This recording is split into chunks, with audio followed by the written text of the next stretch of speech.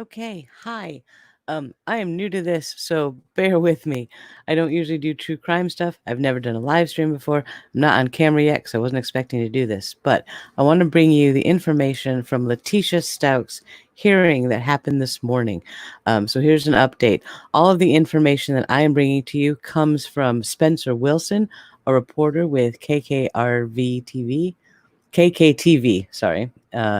And I will put a link to his Twitter and the information in the description after I air the video when I can edit the description. I don't know how to do banners and all that fancy stuff. I'm learning. I'm doing this because Denise would have done it and she's not here. So here we go. This morning, Leticia Stauch faced a hearing in court, and some very interesting things came up in it. So I'm going to read through the description that Spencer Wilson gives us so you can know what happened in that courtroom. We do not have video of it, unfortunately, but here we go. Leticia walked into the courtroom and avoided eye contact with everyone. She had a soft smile on her face, and only 5 people were in the seats, including the reporter, Spencer Wilson, but they were all spaced apart for social distancing. Everyone in the room was wearing a mask except for Leticia Stauch. She was in her orange jumper and surrounded by 2 sheriff's deputies, and she was shackled in chains. Gannon's father, Al Stauch, he was sitting in the front row behind the defense. Landon, Gannon's mother, she was dialed in via phone. The judge sat down wearing a mask, and he said, "I know this process looks a lot different than the last time you were here, but the rules still apply." The judge explains that the steps they're taking to stay safe during COVID-19. He says he finds his mask uncomfortable, but he wears it for everyone's peace of mind and to model smart usage. All right, so good for him. Now they bring up the new escape criminal charge. Oh dear. The attorney's waiving advisement for that charge, which I'm not entirely sure what that means, but that sounds like they're just stipulating to, yes, it happened. We're not going to fight that. Ms. Chalmers is withdrawing from the defense case. One of Leticia's defense lawyers backs out of the case. That's interesting. The defense says that there are new rules for jail visitation are working, but they're getting more and more restrictive every time they go. So the defense is saying that they could get there at 8 p.m., but recent trips are more like 11 or 12 because of the rules surrounding COVID-19. But the judge says, well, as long as you still have access, I'm going to assume things are okay. That changes, let me know. So shutting that argument down pretty quickly. The deputy DA asks about bail for the escape charge. $2,000 bail was set previously. During the whole meeting, Leticia's face has been covered by any view from the public by her hair, because that's what she does. The defense says that they're frustrated about things like investigations and travel, saying that COVID-19 has restricted their work. And we've heard this before with their other motions. But the judge said there's no constitutional right to discovery, says they need to go as they normally do in any other case, but if issues pop up, he will look into it. Now, yesterday, a late motion was filed at 4:45 p.m., and the judge says everyone is lucky that it made it to him in time. This motion raises the issue of competency for Leticia Stauch. This is the first we've heard of this. The motion is sealed by statute and will remain sealed, so we can't read it, unfortunately. But the court finds that they don't have enough info to make a decision, so they're required to do a competency test. All right, and the judge says that means that you will be evaluated by psychologists or physicians. You have the right to remain silent during evaluation. Any statement you use can be used in court. Sounds a lot like a Miranda rights speech.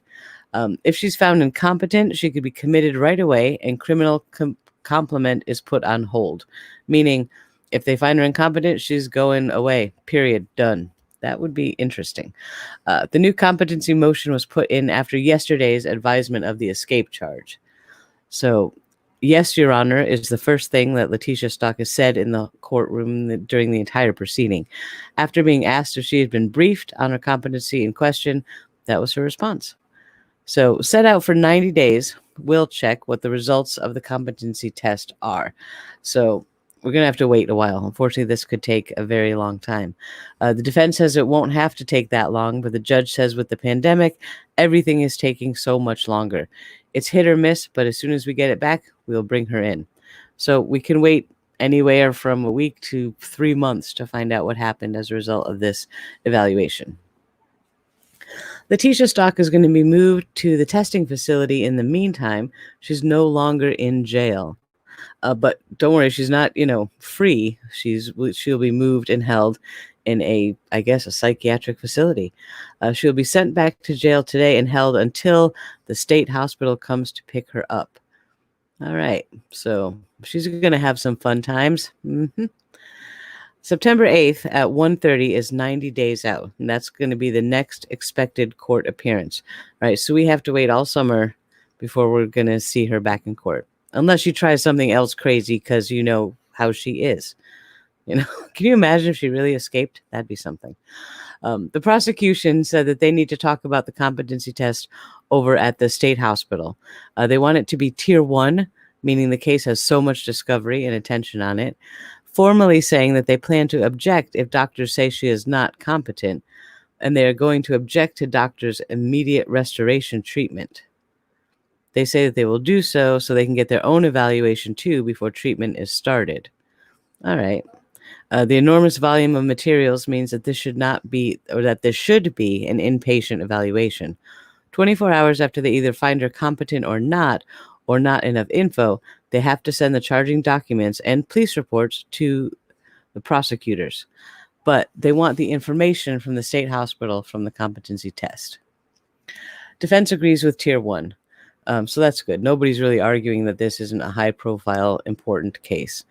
The judge says that any info that you want to evaluate the evaluator to consider incompetency, you must give to the prosecution as well. That's pretty standard.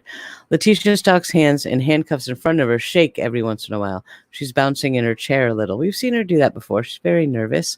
Can't imagine why. The judge agrees that Leticia fits a tier 1 case, says that he believes there's a probability that she'll be a danger to herself or someone else at the jail. That's a pretty safe bet.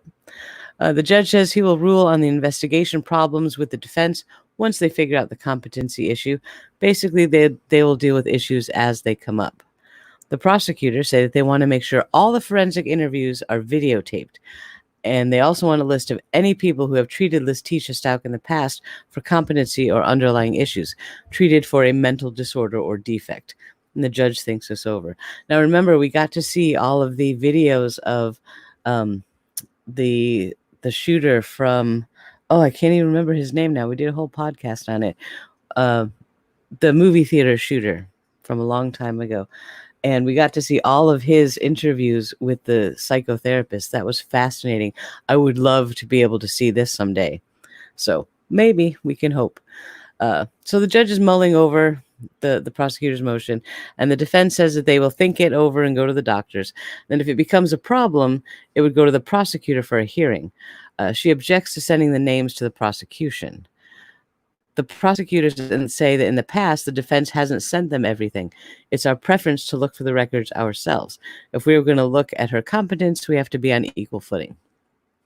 The judge says that the statutes they're talking about are brand new, put in place in January. He asks both sides to brief it and send it back to him. The protesters need to send in by June 12th.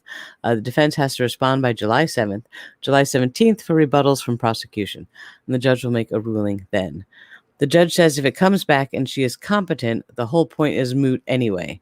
They can deal with it if she comes back incompetent. Prosecution is pointing out that all these extra rules that give the prosecutors extra moves when it comes to competency testing came out in July of last year. Leticia Stauch has to get to the state hospital in 14 days. The evaluation has to be done in 21 days.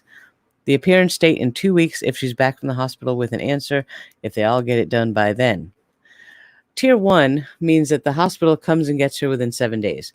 The judge says he's worried because the jail won't take her back now. This is never addressed again, though, so that's curious.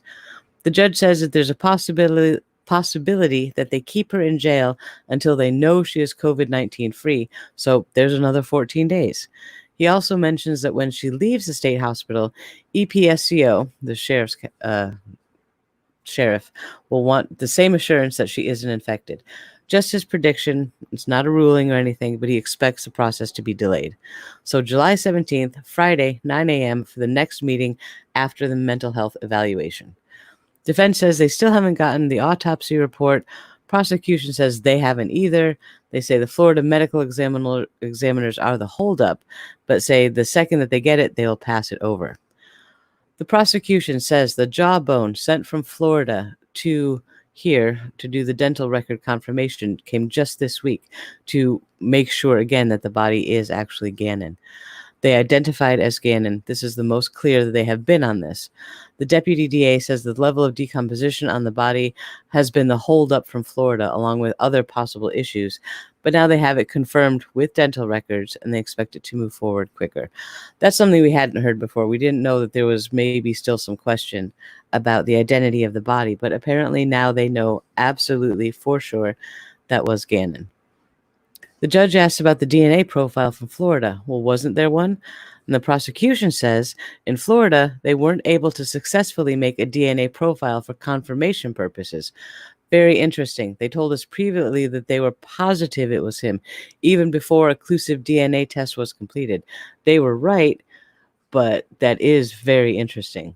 So, also sending the molars to the crime lab in Colorado for a DNA profile, expecting that to be successful, and adding proof of the body in Florida is Gannon. And things start to wrap up. The motion about the affidavit being leaked, the defense reminds the judge that it has already been dealt with. The prosecution says they are dealing with 115 search warrants, 113 normal search warrants, 2 Title III search warrants, which are wiretaps. There are 23,000 pages of discovery at this point, according to the defense. So we may have a hearing in July, depending on what happens with her evaluation. If not, we'll have another hearing in September. So it's going to be a while. This is going to be a slow case, unfortunately. But so the main takeaway from this is it's going to take a while, especially with the new restrictions on the COVID-19 and all of that. But hopefully, it'll be within the year. The motion for the competency check was filed yesterday, which is new, and we haven't heard about that before. So that was pretty interesting. And yeah, that's what happened with Leticia Stauch this morning. Hopefully we're all keeping up on the case. Please stay safe out there, everyone. I love you all, and we'll talk to you if there's more news.